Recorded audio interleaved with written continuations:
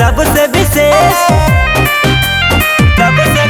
सुना भैया अखिलेश बारे सबसे विशेष। सुना भैया अखिलेश बारे सबसे विशेष। बावे इनके लहर सगरी कि अब की समाजवादी झंडा पूरा यूपी में फहरी। अब की समाजवादी झंडा विरोधी के छाती पर फहरी। सुना भैया अखिलेश बारे सबसे विशेष। सुना भैया अखिलेश बारे सबसे विशेष। बावे इनके लहर सगरी कि अब की समाजवादी झंडा पूरा यूपी में फहरी।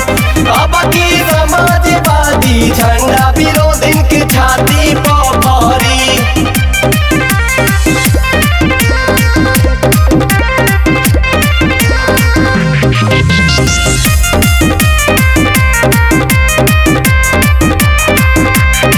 केहू के दाल न गहली भैया के राजा बुचहली। जनता के बावे सपोर्टिंग मचल पूरा खलबहली। मचल पूरा खलबहली। केहू के दाल न गहली भैया के राजा बुचहली।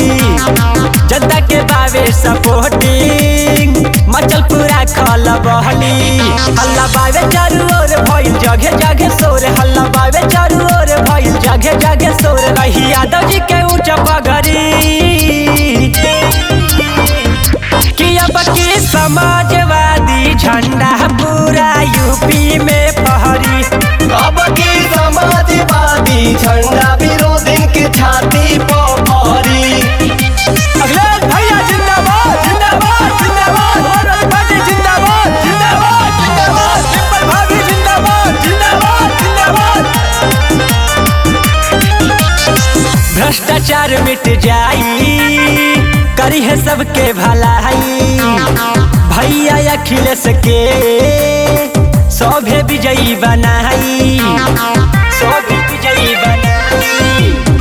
भ्रष्टाचार मिट जाई करी है सबके भलाई।